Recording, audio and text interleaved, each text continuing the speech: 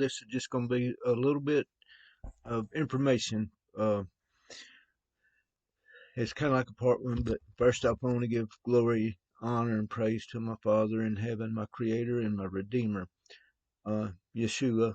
But anyway, okay, folks, friends, I was raised as a Christian, as a Gentile. Come to find out, and I was told this to not stray away from that King James Bible. I was taught that, and I was taught that a lot of things that hasn't been taught in that's been hid from the Christian. So the people that call themselves Christians, there's a lot of stuff been hid from y'all. When you start finding things start happening and God starts showing you stuff, well then showing you things, and you'll say, well, my church would not agree with that. And these things that happens are real.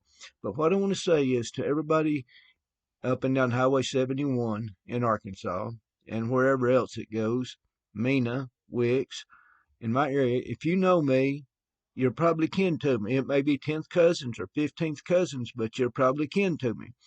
So what I'm saying is that if you ever read any of the Bible, you'll know the scripture says God's ways are not our ways. Our thoughts are not his thoughts. No, that's the way God thinks and the way God talks to you. I'm going to read this right here first. What God told Moses at the burning bush. Moses asked God who speaks from the burning bush. Ayah, Asher, Ayah. That means in one of the translations is I will be what I will be. So what I'm saying, God says I will be an eagle. I will be a bird. I will be a pet, a dog. I will be a cat.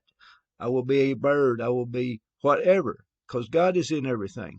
Everything, every cell in there has God in it, and he can, at the moment, he can be a eagle, a crane, a deer, anything like that. God can be I will be what I will be. I've learned that with a red bird. I had a red bird that would fly up and sing to me every day I went outside. Then I had a deer that would come up to me, so and then I had an eagle fly, two different times the eagle flew right over the top of my head. So I'm just saying God is speaking through eagles. He speaks through the stars. If you're seeing stars come down out of the sky, or you're seeing them move, some people say they're drones and all that. No, they're stars. We receive frequency from them stars. That's how some of the translations say God, the sun, moon, and stars rule the night. Some translations say the sun, moon, and stars govern the day and govern the night. So what does that mean? It means you're receiving information from that star. That's like that star is shooting a frequency and a vibration somehow out, and your brain and your whole being receives that. It's to guide you, to govern you. And I wouldn't have learned this. I didn't learn this in the Christian church. They would call me crazy or went off the deep end. But no, when you start really hearing and seeing God talk through animals, through stars, through the sun, even sometimes, and clouds. I mean, it's just unreal how God says, I will be what I will be.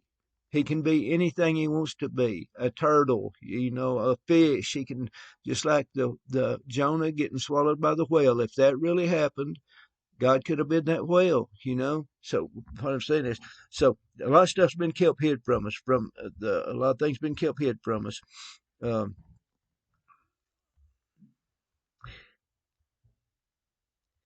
Okay, now y'all heard of the Sephiroth. Now this is kind of a Kabbalah type of that goes with this. It's a Kabbalah type of literature, teaching. But now I'm going to be called a Kabbalist, and I have no clue what it's all about, Kabbalah. The Kabbalah came to me in a way. The basics of the Kabbalah came to me in different ways, that what they're saying. So I know there's something to it. And that's just like the gematria. There's something to it. Uh, we live in a simulation, somehow matrix that be can be decoded to an extent, be deciphered with math.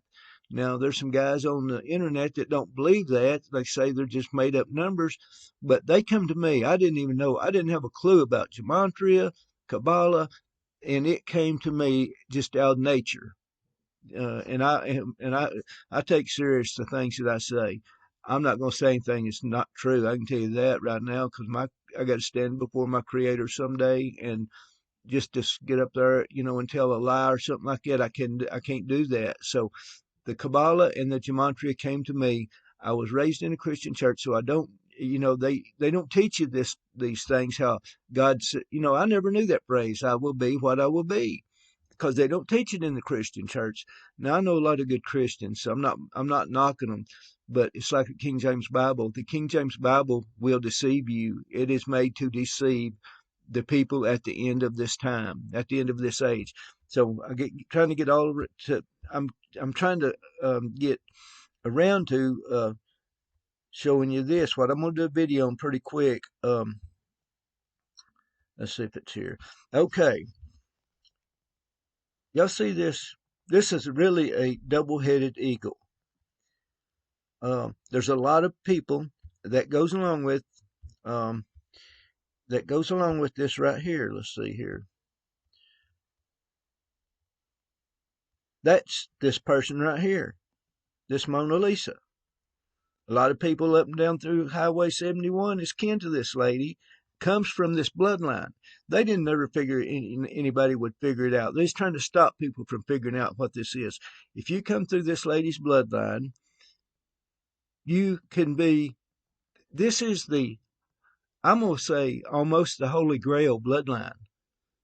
That's why our painting's worth so much. I mean, the most expensive painting in the world, the most valuable, is this one right here. And a French family has it, and they have it in their facility for ritual purposes, I believe, because the same family wrote I Pet Goat too. The same family. That same family has a river up here not far from me that has a lake on it called Nimrod Lake, where they dammed up this river, and it's the same name as this family here that owns this, that has this painting. And and that I Pet Goat's a ritual. It's really a satanic ritual, their way of telling you what's really going on and stuff like that. But what I'm gonna say is this: right, like if if your last name is Gerald, there's several surnames, so you have to research it out. A lot of people's akin to this is in this bloodline. And folks, I'll tell you what, your blood is a seed. Your blood is a seed line. If you have grandchildren, kids, grandkids, great grandkids, your blood is in that great grandkid, as a seed. And I want to tell y'all something. If y'all remember, God asked Cain, where is your brother? And Cain said, am I my brother's keeper? And God says, well, his blood is crying out from the ground to me. So that blood can cry out in your grandchildren. That blood can cry out in your great grandchildren. If your DNA is passed down, your blood can cry out. That's why it's very important not to take the stuff they're given today, because it has other people's DNA in it. And and if they come from, if it's coming from, they have Nimrod's DNA. So if they put that in you, in that DNA in you, that blood's going to cry out from your great grandkid or whatever if they receive that. But anyway, what I'm saying is this right here. If you're in this bloodline right here, you're this you're this you're this family right here. You are angels in human bodies. This is the angels that they've hid from the world. This is angels in human bodies. This bloodline right here. If you're born in this bloodline, you are possibly an angel in a human body. So I'm saying this is the things I found out because you have a extra DNA, a hidden DNA that they finally, they found it. God allowed them to find this extra, this. You have a third strand of DNA in you, and it may be an angel. I know there's angels come from this bloodline. I just put it like that. That from this double-headed eagle. That's what the two heads are for. It ain't just. And these are the kings of the God's chosen kings of the world that come from this bloodline. But I'm gonna do some more video on it. Thank y'all for coming to this channel. This was just a little bit of information I was going to try to put ahead of, and I may add this video to another one. So I just want to get this information out there. Check and see if you're in these bloodlines. I mean, this bloodline of this Mona Lisa. Her last name is Geraldini, just like John Fitzgerald Kennedy. The Fitzgeralds are in this bloodline right here.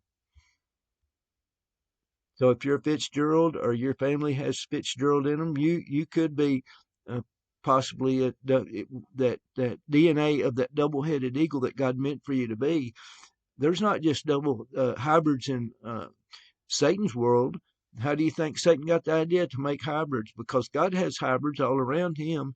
So it's not a bad thing to be a hybrid if you're of God, of God's bloodline, because there is kind of hybrids. It ain't just like you're in heavens there's hybrid beings there with eyes in their feet and stuff like that, so it's not uncommon for God to have hybrids in his family. But thank y'all for coming to this video. Now if I can get closed out of here. Here we go.